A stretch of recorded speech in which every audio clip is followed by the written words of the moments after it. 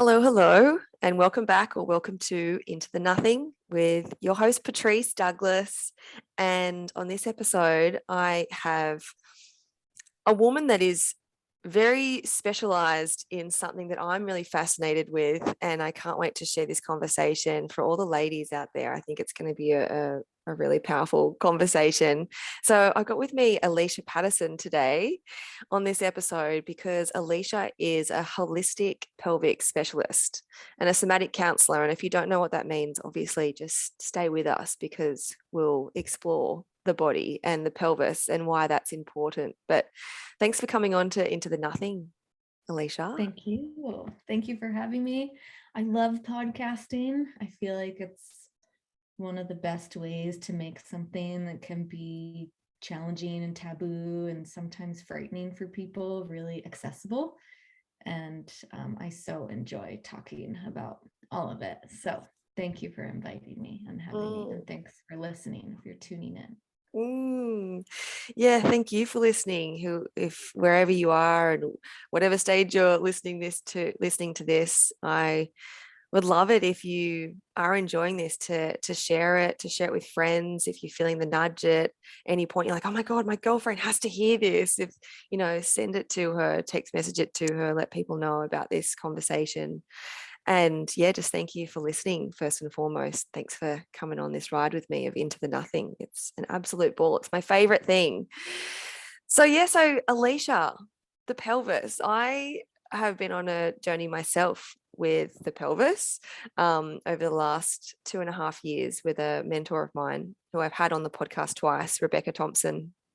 And a lot of the work is about coming into our center, which is our pelvis. And for me, it's helped me feel centered. I love the conversation around it because I love the literal nature of when you connect with your center, it gives your mind, it gives like your, I guess, your consciousness or your awareness a place to rest that's not in the mind. And so when you come into your center, you start to feel very centered and grounded and connected.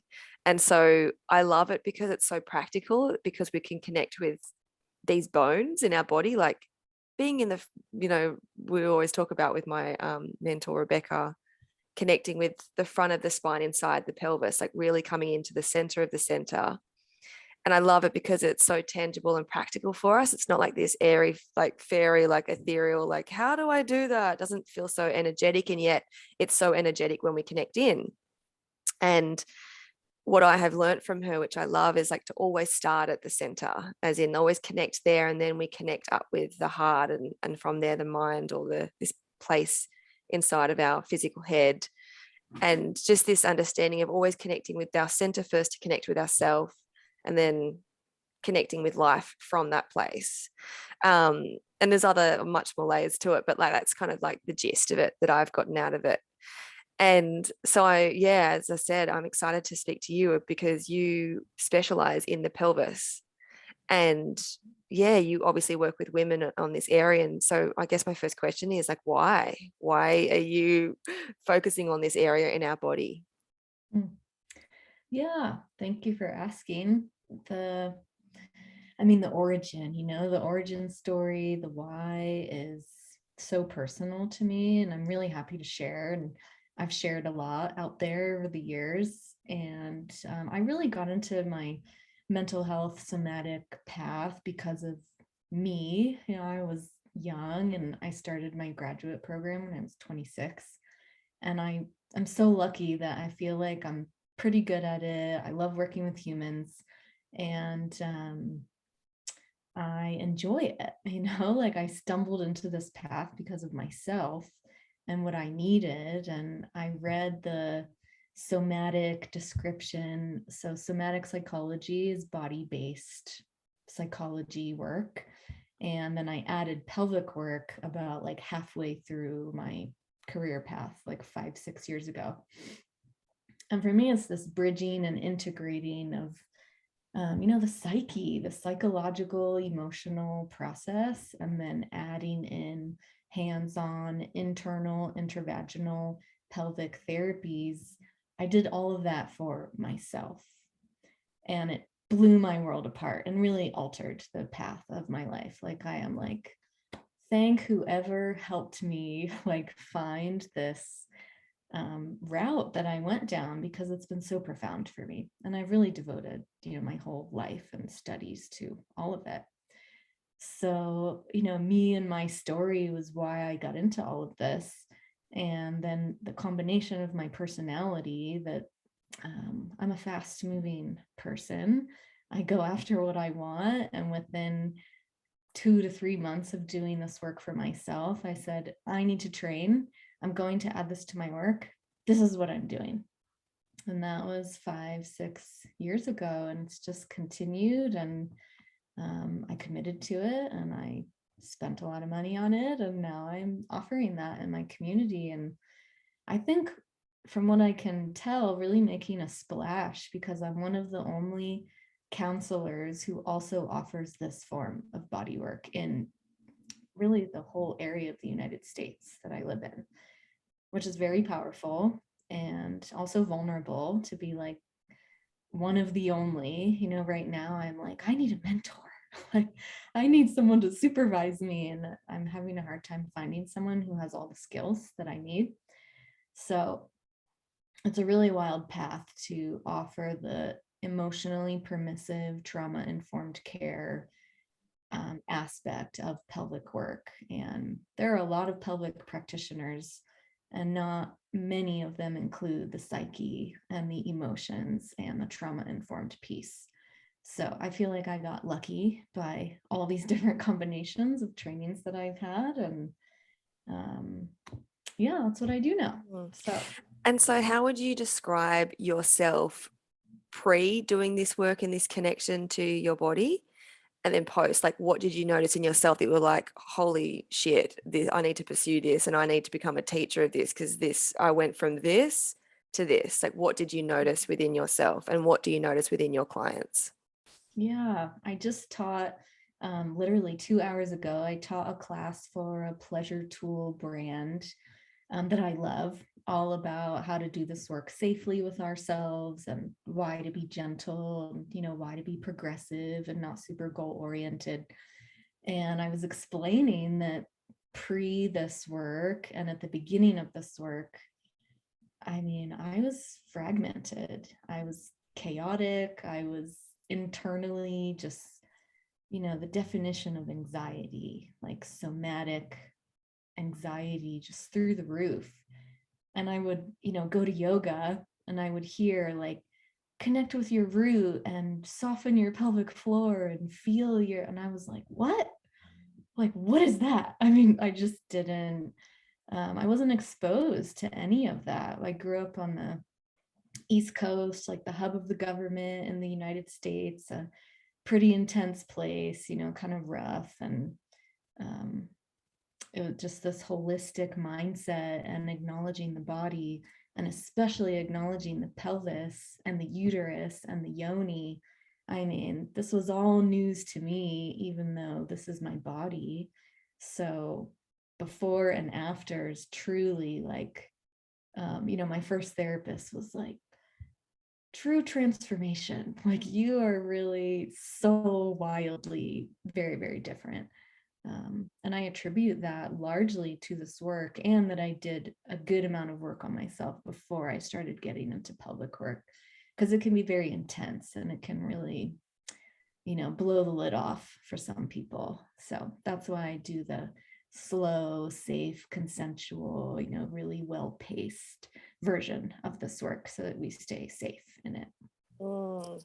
Yeah, it's I just feel like there's so many similar themes, and I don't know if I don't maybe want to label it as feminine or whatever, but I love the flavor of not being goal orientated and being in the process, and the gentleness, and it's something that I love to bring through in my work too, when I support women, of just like, it's allowed to be step by step, and slower is faster. And Yeah.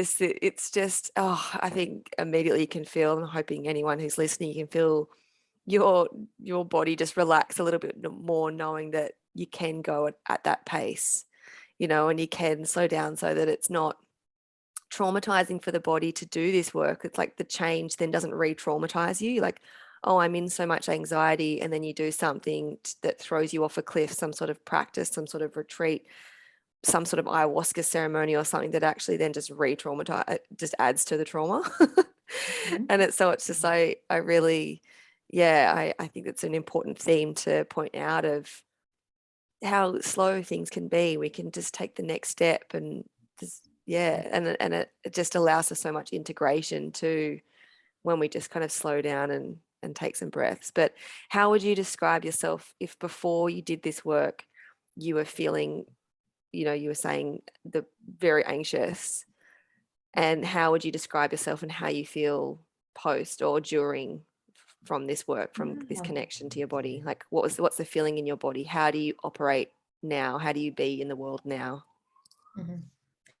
Yeah, I really like to conceptualize for myself this like process of remembering. I was talking with someone recently about the word remember, and to remember ourselves. And I feel like this part of me is, you were talking about in the beginning, it's my center.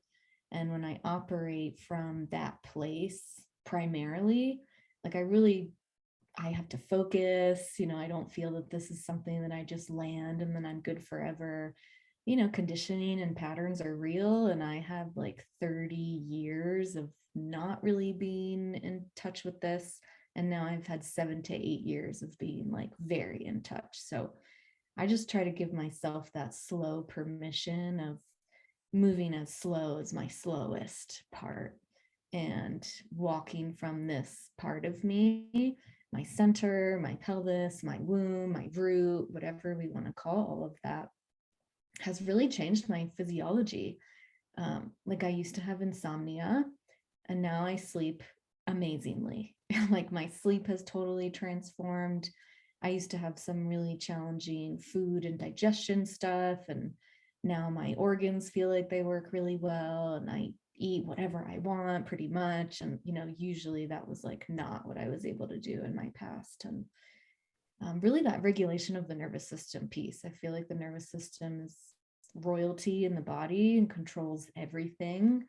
So, our pelvic nerves are like really informing what's happening in the rest of our body from my way that I think about the nervous system and our neurology. So our brain function, and I love neuroscience.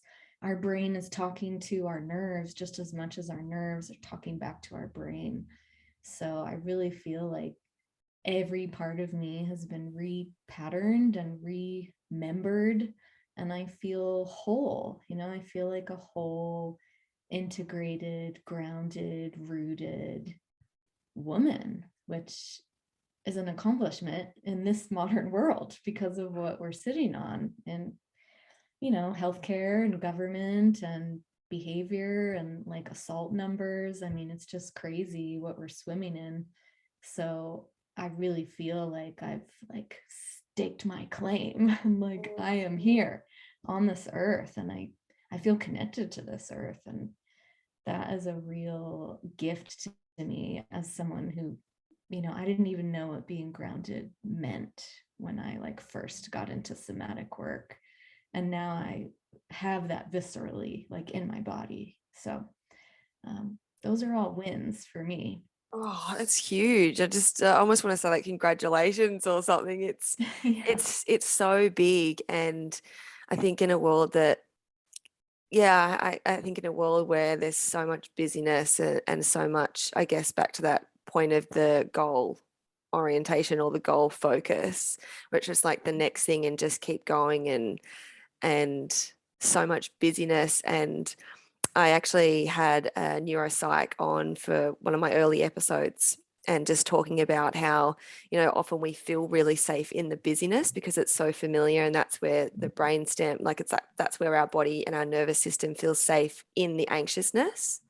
So it is a process to slowly unravel or loosen up, and just to be able to relax. I know for me, yeah, it's been a completely devoted, dedicated journey since 2019 in June. Like, so nearly 3 years of just every day choosing, relaxation and spaciousness and calm over everything.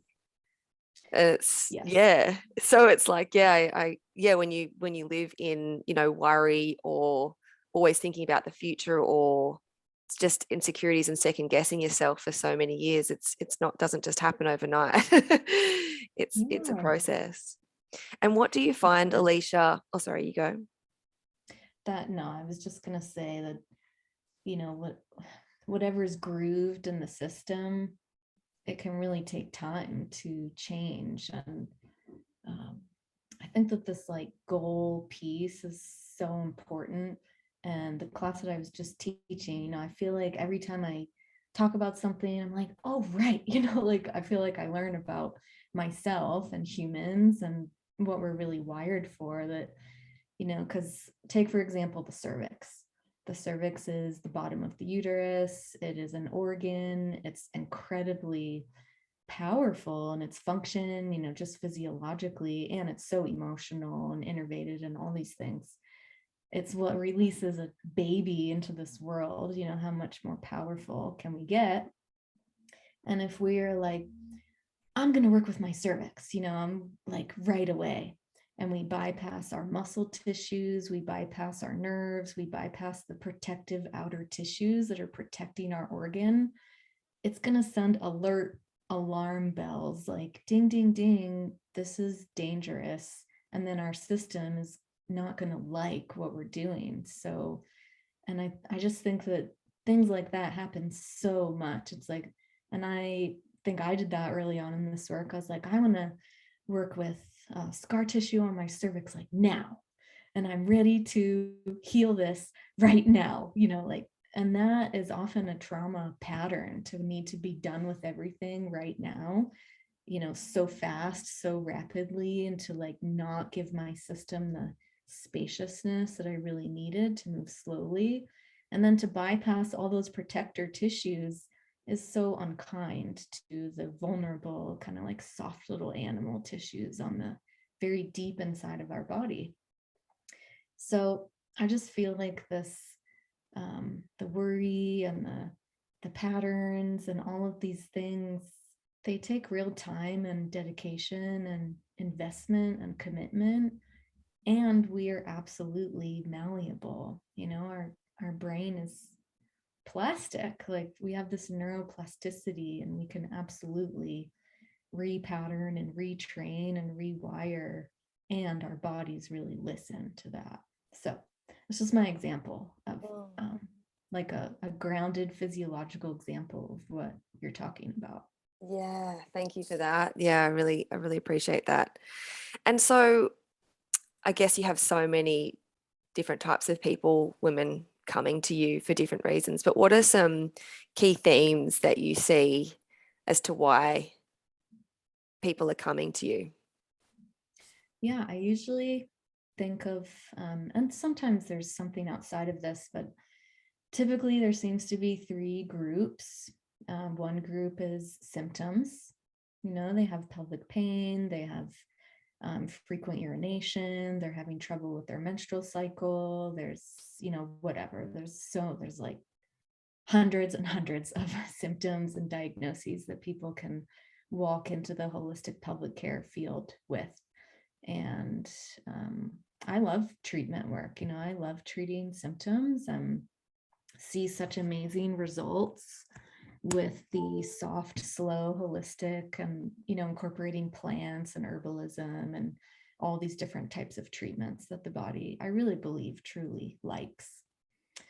And the second group is people who want to resolve trauma, maybe. And pelvic trauma is like a whole teaching in itself. It could very much be assault or something really explicit that I think most people think about when we say pelvic trauma.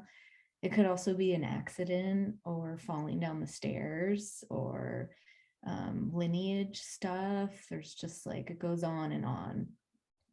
And there's so many things that can be addressed. And I feel like trauma is something that disrupts vitality in the system. So, and that could be anything. So there's, and sometimes people come in, they're like, I know about this. This happened to me in my life, or this existed in my lineage, and I want to address this. Or there's something living in the cells that they don't really know, but they're curious, and it's like a feeling, and they just want to, like people say, I don't really know what to make of this, but I just feel yucky in my womb. And I've done these womb practices, and like I feel it's like really disturbing and scary, and I don't want to go there, or I get nauseous, or just this kind of like icky feeling, which is not how we should be feeling. Our pelvis is our center of vitality. So if there's something like that going on, it's like congestion, pelvic congestion is a whole thing, and paving way for all of our fresh nutrients and hormone flow and blood flow and pleasurable nerve signaling. All these things are what's really available to us. And sometimes we need to address something that does not feel good, and then we get to feel good, which is the whole, working with body armor process. And then the third group is people who are just curious, people who are like, I don't have a symptom, I don't have a trauma that is known to me, but I know that there's something more for me here, and I want to discover that for myself. And I'd like to do that in the presence of someone who knows about this and, has worked with a lot of people. So usually people kind of fit into one of those groups, or maybe a combination of those groups. And something you said, and you said it a few times now, which has just been interesting to me, is just talking about, what the body likes, just like listening to it. Sounds like this, being in tune with, the body likes plants, or the body likes this kind of treatment, or the body likes things maybe, to not just go straight to the cervix, like you were giving that example, but, to look at the other things around, just work with the whole system and be a bit more loving and kind. Can you explain or speak into that a little bit more about actually working with the body, listening to Yeah, it? absolutely. Yes, I differentiate. And there's always, I think that some people might use a combination of different tools and really skillful ways. I land on the always listening touch side of things. I don't do hard manipulative, like hard touch work. I don't really like it for myself at all. I don't like, I feel like because of my history and, competitive sports and all of this stuff, I have plenty of my own armor. Like I'm ready to protect myself. So if somebody starts coming at me with hard touch, it's like, it's just not what I need. So I really love the concept of listening touch. And listening touch is, it's gentle, it's very soft but present.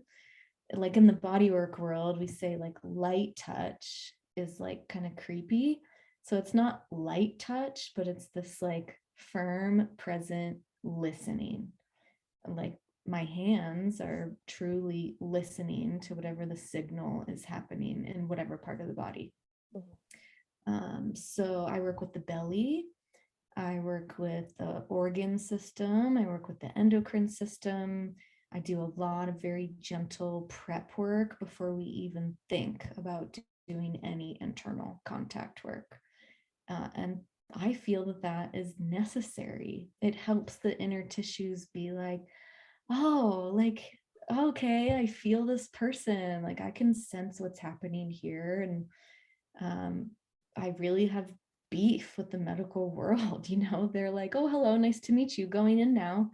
And I think that that is very traumatizing to especially the vaginal tunnel and the cervix. And I'm just like, geez, like how can we get around that and still be safe medically? So I think it's just such a difference with what we're used to encountering. And that's what I hear from pretty much every single person I work with is geez, like I've never been held like this. I've never been touched like this. And I'm really sad about that because I'm an adult. And like, what is going on in this world that, you know, like it's this body memory thing of being held so gently and with such perception and real attunement that is so novel for most of us. It certainly was for me when I started all of this. So, you know, there's so many different ways that that plays out with the process. And like I do work with the vulva. I don't like bypassing the outer tissues just to go inside. I'm like, but I'm missing this whole layer of protection. And I feel that those outer tissues really benefit. And then the inner tissues benefit from having the outer tissues worked with so much love. And if someone doesn't want that, you know, it's not required. Like we have this whole communication process of what do you want and what are you open to? And the next step is this. And how do you feel about that? It's very like doula-esque, you know, it's like this like supportive, super communicative, consensual, slow thing. And I wish that it wasn't so disappointing. That it's like what I felt and what I think that people they communicate to me consistently is that they have so much gratitude for having access to this. They're, you know, so grateful, and lots of, you know, projections of like, yeah, you're like the best. And I'm like, yeah, yeah, I'm trained, and, you know, but I'm the first person giving them that experience. And we can really celebrate that, and it can become this whole thing. And the gratitude is overflowing, and the disappointment is so intense about why is this not available as a baseline of care? Like why are we suffering with our partners or with our family or with our childhood or with the medical system? You know, the fragments of our society are just so profound. And I feel like that's why I've gotten so busy, is because the need is so profound. Even as you're talking, and I hope for anyone who's listening, it just like there's just such a feeling of being very safe with you. Like it feels very. I feel like I've just had a session with you, just from the Yeah. way that you speak and the way that you describe it, and how safe it feels, and how how loving it feels, and the my body is actually responding to the way that you just describe. Well, so I can't even imagine, like, I can slightly imagine what your clients would be feeling when they're with you, of just like, we're going to do this and we're going to do this. And so what do you, I feel like you would have a lot of feelings around where the gap is with current healthcare, and how you're operating, but what are you seeing as the main pieces, like, that you think would start to close the gap? Like, where do you think this went so off track? I know that's a big question, but Oh, yeah. yeah. I mean, that is a very tricky question, because as I've done this work and as I've gotten older, you know, I've had a history of a lot of challenges with my reproductive system. And so I'm going, okay, I'm coming into this with a baseline of a challenging time. I am now doing this work. I've discovered so many things about how to support my body that have never, ever been mentioned within the medical framework. And I started doing a good bit of research and have read some really disturbing literature about the origins of the modern medical system. And I mean, this is going back like way beyond me and you and our lifetime. It's just the mistreatment of the female body is pervasive. And even though progress, quote, progress is real and progress has been made, it's still, the roots of the medical system are not something that I feel safe within. And I want to be healthy and safe for the rest of my life living in a female body. So it's a real kind of paradoxical um, And, just generally, I'm kind of one of those people. I walk into the doctor's office and I'm like, I have a speculum at home. I'd like to insert it myself. And they're like, what? Like, who the fuck are you? And like, I have to call ahead and be like, I need someone who's going to give me extra time. I'm one of those people, but that's the main way that I feel like I can close that gap for myself.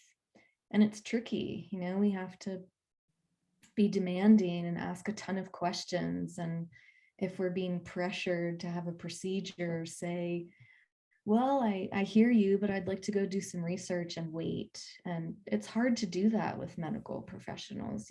They're not trained to orient that way.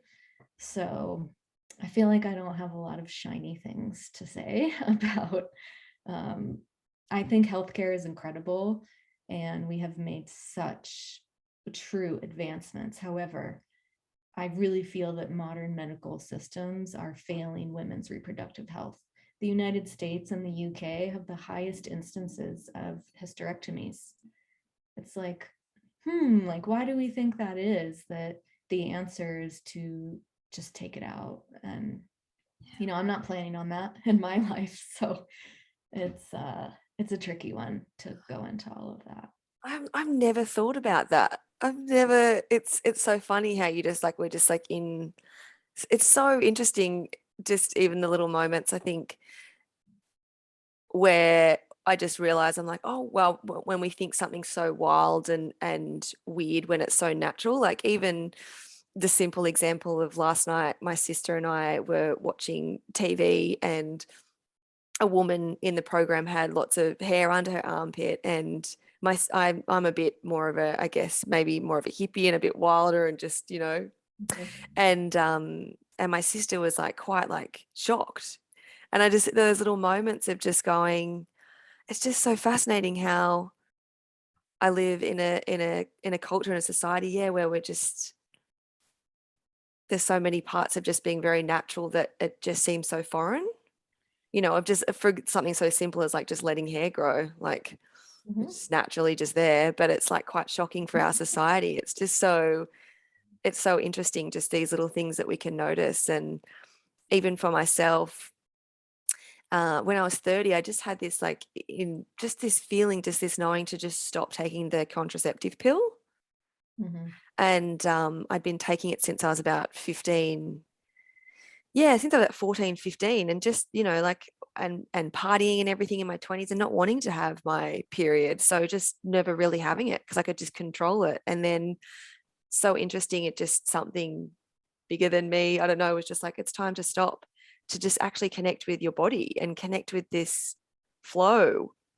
Mhm. And how like how fascinating it is, and actually how fun it is for my own experience to just start to learn and just connect just through just even before I get my period, like intuitively I'd receive this message, just start saying thank you to it. Just like Mhm. thank the flow, thank you for releasing, thank you for cleansing every single month. Just thank you. Just these little Mhm. things to just connect in with our body that we're, living, I think, generalizing here, but living in a society that's so in the head and so not in the body, and how special it is to start to be in the body. Truly.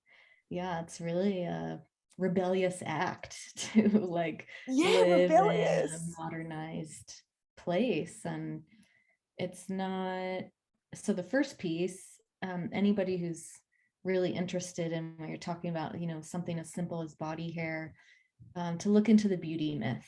The beauty myth is a really interesting concept that really goes into like, why do women behave and groom themselves, and the makeup and the hair. I mean, look at me, like I have long hair, I love dressing well. It's not about that. I want to feel good in my skin. I want to express myself in the way that feels really true and beautiful to me. However, when I'm marketed certain things, or I'm told that I need to do this, or this is the way a lady behaves or acts or grooms her body, now at this point in my life, I'm going, who's making money off of that? Because that's what the beauty myth is. All of those standards came from industries that realize that there's a lot of money to be made off of female appearance.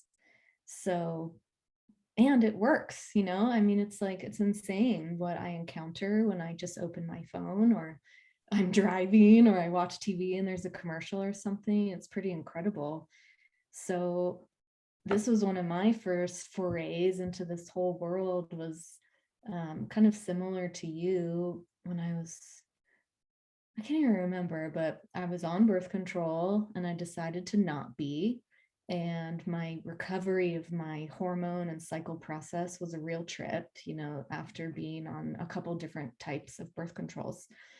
And I started just getting really curious about all of it and learning about tampons and how products are made. And I started switching my products and not putting things inside of my body anymore, and just like really learning about this whole experience that had been medicated since a pretty young age and just like cleaned up and put away. And you know, that really started, my girlfriend who's a sex therapist, who's so brilliant, she calls this the red thread.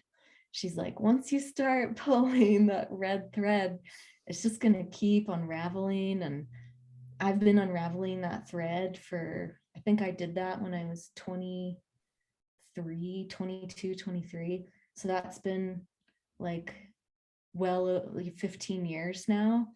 And it just keeps going and going and going. And now I'm 37 and I'm starting to think about when my body starts to move towards menopause, and that can be like a very long transition. And really, this is the rest of my life. And that's my prayer for women, is like, this is the rest of your life in a female body, and learning about it earlier than later can really be on your side just for basic health as we get older, and everything else like pleasure, orgasm, and love, and you know, all those things that we all want. Mm, I love that. And I'm just reflecting on my own journey with it, because it's been so intuitive, because I stopped using tampons. Obviously, I'm seeing a few people who talk about it here and there, but it was just like, I just stopped using. It's just so interesting to notice when, I think when you start to do some work to come into your body and feeling your emotions and understanding your thoughts, and just those little things to just start to explore your internal world, that I've been doing, yeah, over the last 7 years. That intuitively, like, I don't know, is it the soul voice or something? She just kind of makes, or it just kind of make decisions for you. Yeah. So you just start to just take action on things that make no sense. Like, I'm just going to stop the pill, and just stopped. Like, just bang, just haven't seen it now for, 3.5 years, and just stopped using a tampon. And interestingly, you bringing up the beauty myth at the beginning of last year, actually for financial reasons, because I just wanted to just bring everything in. I ran out of foundation makeup, and just ran out of makeup in general. And so I actually haven't, I bought some last weekend, because I got my makeup done, and part of the package is that I had makeup come with getting your makeup done for an engagement party. But I haven't owned makeup or worn makeup for like 15 months. Amazing. And so it was interesting, because now I own makeup. It's in my home because I got it from that package from last weekend. This morning, coming on this podcast, I was looking at my face and I'm like, I don't want to wear makeup. Like, that's not what feels good for me. I actually have learned to love my skin without it, which has been this fascinating process. And like the words you said, it felt semi-rebellious, like when my whole family, and even, my mum's commented here and there of like, oh, but is Patrice turning up online again without a bra? Or are you going to brush your hair, all of this? And yeah, there's a rebel in me for sure. And sometimes it's really uncomfortable to listen to myself when the whole world's telling me to do this for my health or this. But I feel like once you start to come home to yourself, or listen to yourself and spend time with yourself, you can't go against this. Mhm. It actually becomes so uncomfortable in the body to then do the Yes. thing. Just, yeah. Yes. And I really think that that is a silver lining of this whole COVID situation and the lockdowns and the, like even just simple and down to my contact lenses. You know, I do have my contact lenses in now because of I taught a class earlier and the glare of my lenses, it's tough with the sun, but my eyeballs are unhappy. You know, I prefer, like, I'm so much more comfortable. And if we think of, you know, one of my favorite teachers so long ago, who was an astrophysicist who got into a really bad accident, and she started getting curious about why do things happen the way that they happen, and she pivoted into spiritual energetic work. And I went to her class when I was 24 years old, and all of it was over my head, but I kept the recordings of it, and I listened to it only a couple years ago, and I was like, I got it. And one of the things that she said was, when we are uncomfortable, we are really doing a disservice to ourselves with what we wear, with what we do to our face, with, you know, the contact lens thing, the hair, I mean, whatever. If we're confining and restricting ourselves, and we can still participate and, you know, do what we need to do to show up. But I feel that way too. Our skin is our biggest organ. It is feeling and sensing the world. And when we're masked and covered with makeup, we are going to feel the world differently. And I can barely tolerate makeup at all anymore. You know, it's like I will tolerate it for maybe a couple hours if I'm going to a big event, if I want to wear it. And one of my first really impactful therapists was this elder man. And, you know, at that point I was zipped up really tight and grew up where you always wear makeup and you always present and you always dress up and all this stuff. And he gave me the homework to do ugly project. So I didn't wear makeup for 2 weeks, and it was torture for me at that point in my life. And now I just have so much love for that young part of me that, you know, did not really understand what was going on the inside of my body that was leading to all of the skin problems that I was having, which is why I was wearing so much makeup. You know, it's like all of these things are so connected. And I feel like once women realize and they start to take it back into their own hands, then they're truly unstoppable, which is not what the systems want. You know, that it doesn't help the systems. It doesn't help the advertising industry. It doesn't help companies that are pumping out products. And I loved learning in my pelvic training that even if it's organic and very clean and healthy, every time we use a tampon, it causes an inflammatory response in our tissues. So it makes sense that no matter what, if we come into pelvic work after using tampons for years, every month, there is inflammation going on in these internal tissues, and it needs to be expressed and cleared. And we, you know, and tampons used to be, long time ago, laced with chemicals that would make women bleed more. That's part of what was in this amazing book that I read. So, you know, it's like, trust no one, take care of your own health. It's really quite a rebellious process for a woman to open to the fullness of all of this. And I really think that there is an awakening happening on this planet around it. Yeah, I agree. And I having time away from, you know, makeup or tampons or whatever the thing is, like just to like even pattern interrupt just puts you in a place of choice rather than just doing it for the sake of doing it, you know, giving yourself a break and feeling what your body or what life's like without whatever the thing is for you. Mm-hmm. Is like puts you in something like you were saying, like if you want to go out to a dinner or something, you can be in the choice of, do I want makeup? But it's not just autopilot always putting it on. And yeah, and just coming to a place now where I'm like, my skin for me was I had so many stories growing up around my skin, like feeling really pale and freckly and really judging myself. Yeah, feeling so insecure about it, wearing a lot of fake tan, but feeling like I traumatized myself with what I was thinking about my skin. And so it's such a fascinating process to be 33 and and not wearing makeup and I haven't seen fake tan in years and things like that, but how much change is there and available to us, and how we can just feel like the calm and the harmony and the peace is so available to us. But yeah, it takes sometimes being a bit of a rebel. But the question I'd love to ask you is, for anyone who's listening and any woman that's listening, what can they start to do at home, like something simple or something that you'd recommend to start to connect with their body and their pelvis? Because for some people, they might just be like, what the fuck are you two talking about? Because, you know, and that would have been me not that long ago, a couple of years ago. I'm like, the body, what? I'm in a human body, duh. But to connect with the body and be in the body, it's a totally different feeling and sensation and reality to live in. Mhm. Absolutely. Well, one of my dance teachers, I mean, there are limitless inroads and paths. You know, there's so many different ways that we can take. And I love her terminology. She talks about being somatic investigators of our own landscape. You know, like if we, our skin and everything that's under our skin, way down deep into our core, the deepest tissues in our body are our organs and our fascia. So, you know, we can be like, okay, I'm going to do hip openers and yin yoga. That is a beautiful way to start to work with the pelvis. It can be very emotional for people.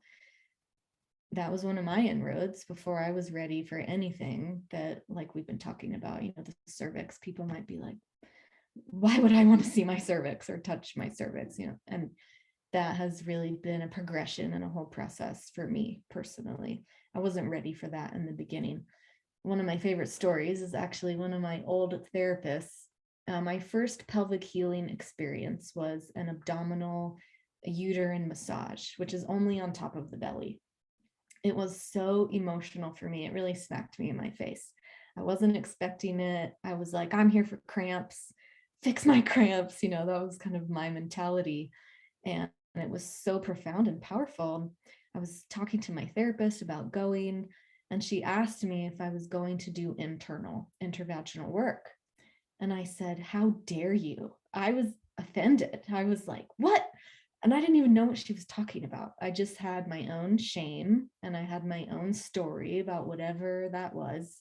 And now here I am, a practitioner years ago, like years later, really normalizing this and offering this to people. So there's no need to rush yourself, is what I will tell everybody. You can start by putting your hands on your lower belly, right above your pubic bone, and just feeling what you feel. You can palpate that area and just a little like pressing in with your hand, going, hey, how are you? You're part of me. Is there anything you'd like to say? If you want to investigate the inner world, use your finger. This was one of the biggest clues for me when all of this really kind of took a turn toward more depth. Was I read Tammy Kent is the woman I studied with, who was a PT, physical therapist, who said this is emotional. And now she has trainings and she's incredible. So she's my main pelvic teacher person.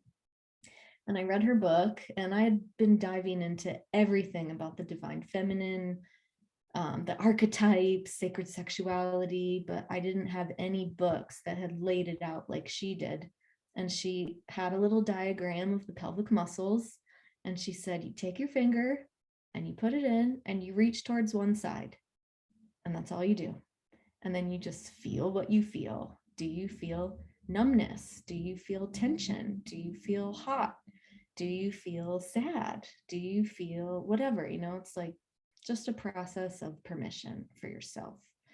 So that was one of my first, I was like, you can do that? You know, I mean, how incredible that this is my body. This is my body that I've shared with other people. And I had never even thought to see what my internal tissue was doing. So that made a big impact on me when I read that and started to practice.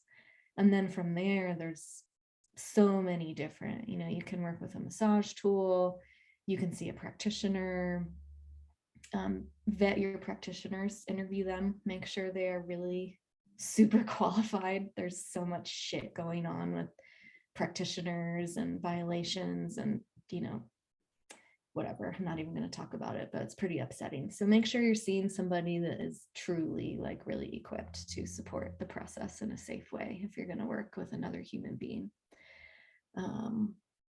So, you know, and just progress from there. Like, take it slow, listen to your tissues.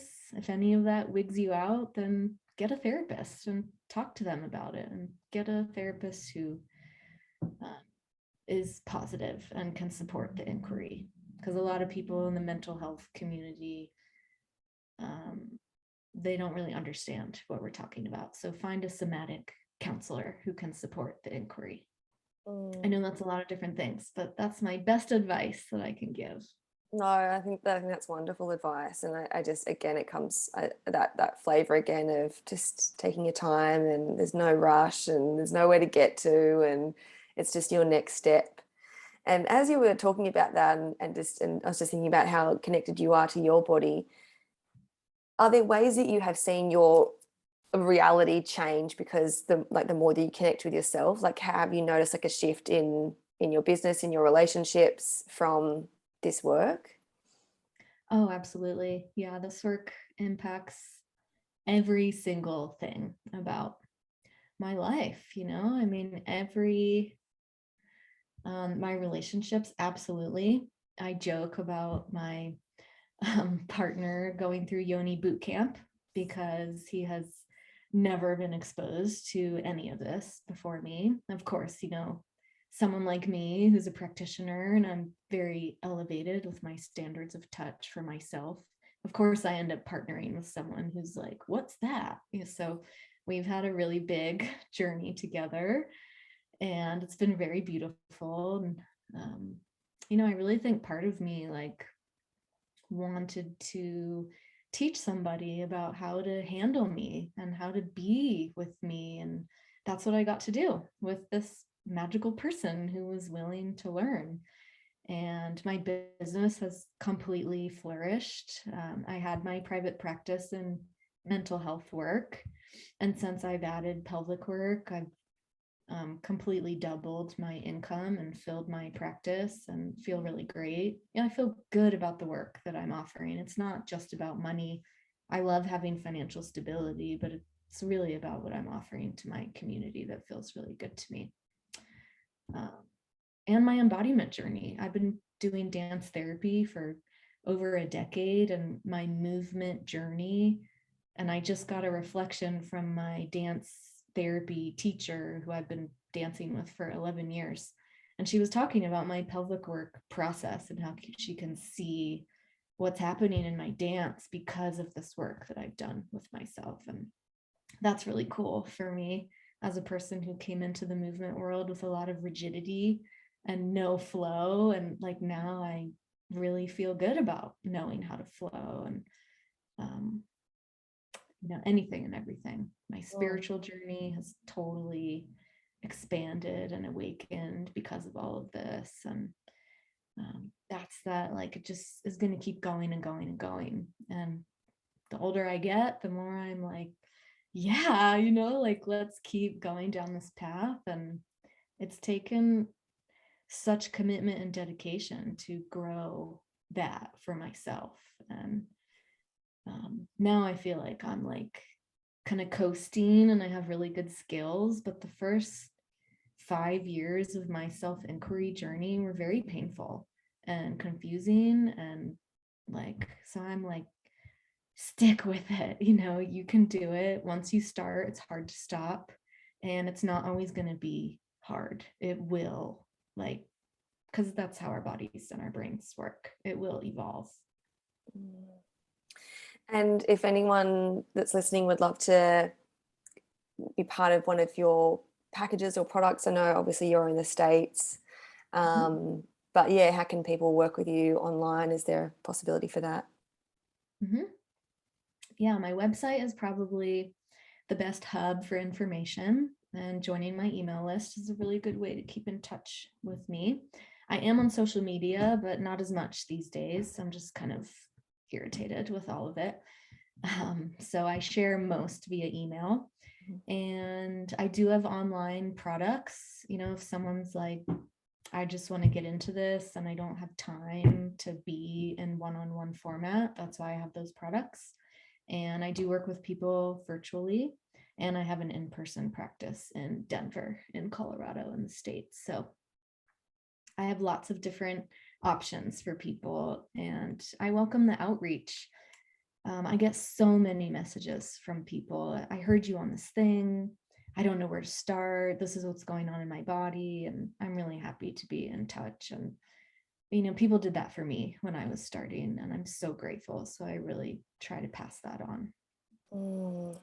Thank you so much for doing the work that you're doing and for coming on today and sharing. It's just, yeah. It's so practical, and yet it just changes everything. I'm scratching the surface. I haven't done any of the in-depth work really that you're talking about, just in my own way of connecting to my center, but just being with you and it being in this conversation, I'm just like, oh, I feel relaxed, and I feel like the next step for me will present itself, which is really cool. But yeah, thank you so much for coming on, and thanks for being so devoted and committed. And yeah, and I'll drop your website and your socials and everything with the show notes. But yeah, thank you, Alicia. I really appreciate your Thank time. you. Thank you. Thank you. Thank you everyone for listening. And yeah, if you're feeling the call, feeling the nudge, please share it on your socials, and feel free to reach out to us if you have any questions. And yeah, share it with any friends, any women in your life that you think would really benefit from hearing this conversation. So thank you, everyone.